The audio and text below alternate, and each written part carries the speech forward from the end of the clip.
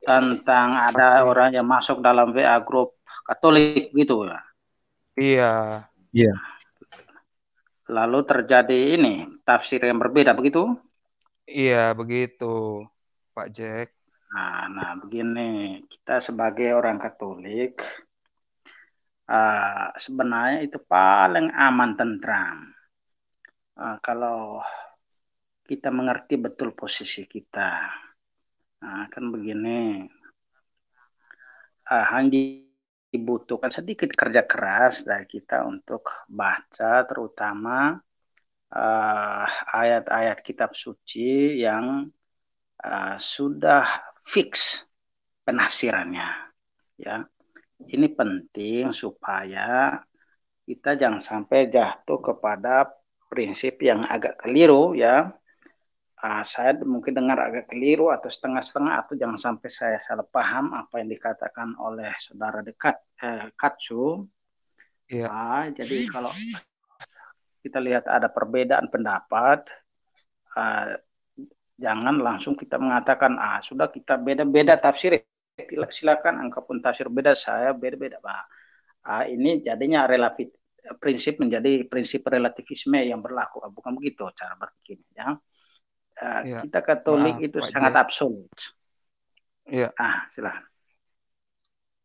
Jadi kita yang Katolik itu prinsipnya sangat absolut.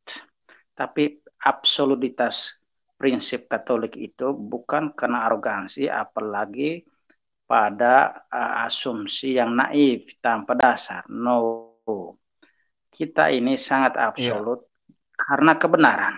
Jadi dan itu yang benar. Misalnya kalau ini macam saya sedang berbicara dengan manusia, lalu no, kau sedang berbicara dengan binatang. Kalau sudah kalau itu kita tafsir yang berbeda. Menurut saya yang sedang berbicarain manusia, lalu menurut engkau binatang.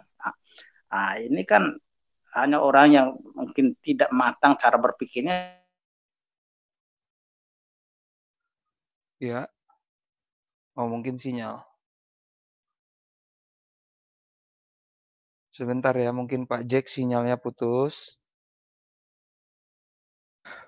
Mungkin ke Bang Aldo dulu boleh kali, Bang? Bang Aldo. Halo? Oke. Silakan, Dok. Halo? Wah, ternyata sama-sama sinyalnya sedang skismatik Sama-sama ini. sinyalnya lagi skismatik. Nah, jadi maaf ya, saudara siapa? Sola Putar sama siapa tadi? Pemburu centang hijau. Kalau penjelasan saya kurang tepat, nanti akan lebih diperbaiki oleh Pak Jack. Oke, kita tunggu Pak Jack kembali. Soalnya Pak sudah Jack nih. ini senior kita. Pak Jack, gimana Pak Jack? Dengar? Iya, silakan. Dengar Iya. Pak Jack. Silakan lanjut. Iya, jadi intinya bahwa ada banyak ayat di dalam Alkitab yang tafsirannya sudah fix dan yang dia punya kefiksannya itu biasanya yang bersesuaian dengan dogma-dogma ya. Misalnya soal Bunda Maria, soal Ekaristi, ya soal Tuhan Yesus, kealahan dan kemanusiaan, pokoknya semua dogma itu. Nah, ayat-ayat itu sudah fix ya. Kalaupun kita tafsir tambah-tambah yang lain itu sifatnya alegoris atau sifatnya spiritual, tetapi ada tafsiran-tafsiran dogmatis itu sudah ada di situ. Kecuali banyak ayat lain yang gereja berikan kebebasan, dan itu belum istilahnya tafsirnya itu dalam arti tertentu belum final. Artinya silakan setiap orang boleh tafsir, tetapi tidak boleh berbeda dengan garis umum atau prinsip-prinsip ajaran kekristenan, kekatolikan secara mendasar itu. Jadi banyak ayat itu yang memang sudah fix, jadi tidak bisa kita mau nih apa macam-macam. Nah, kalau ada orang yang masuk dalam grup lalu mulai tafsir yang berbeda-beda, saya berpikir itu sederhana sekali. Kalau dia mau tafsir yang model mana, namanya Katolik itu kalau dia punya pendasar yang kuat jelas itu dengan mudah. Kita tinggal tanya, coba engkau tafsir ini. Nah, sekarang coba kita lihat tafsiran dari bapak-bapak gereja, tafsiran dari terutama dari magisterium. Nah, dengan sendirinya kita akan tahu. Jadi tidak perlu berkelahi bikin pening kepala yang tidak perlu.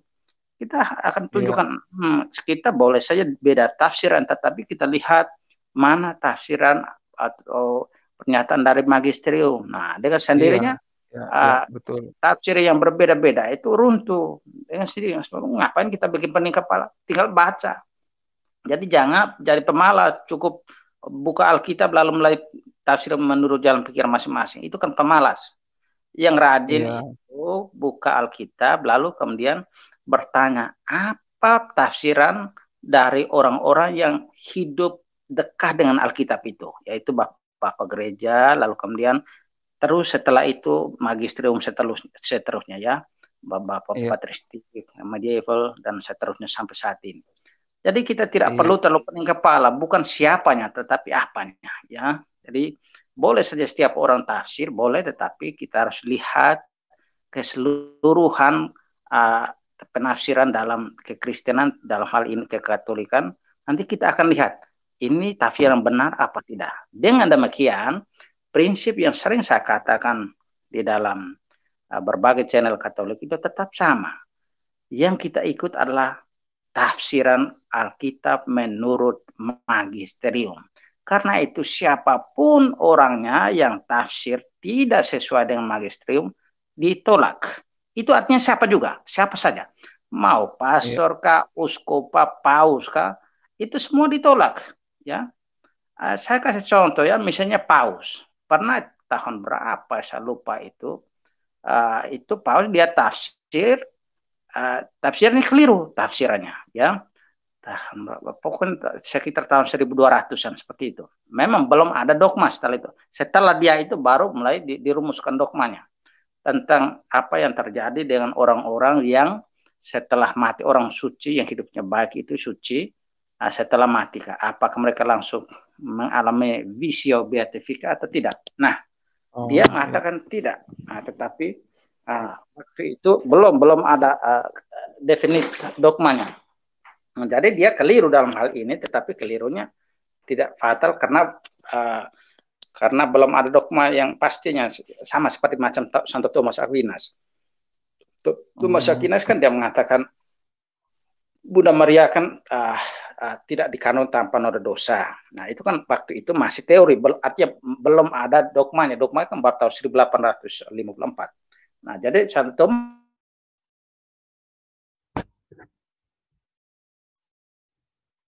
ya, Paman Jack. Maaf saudara-saudara, harap ditunggu lagi. Beliau sepertinya masih. Jadi kita lihat. Jadi bahkan seorang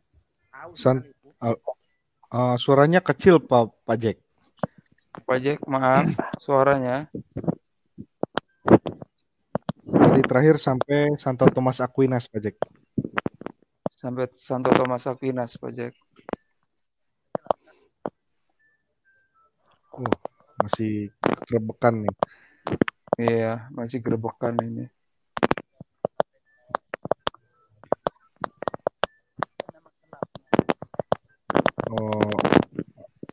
Ini kamu dulu mikrofonnya. Mikrofonnya. Ini udah Pak Jack, sudah normal ini. Oke ya, karena apa namanya sapung HP ini belum ini gelap sama sekali ini. Ini saya tekan, tapi bisa dengar kah ini? Dengar.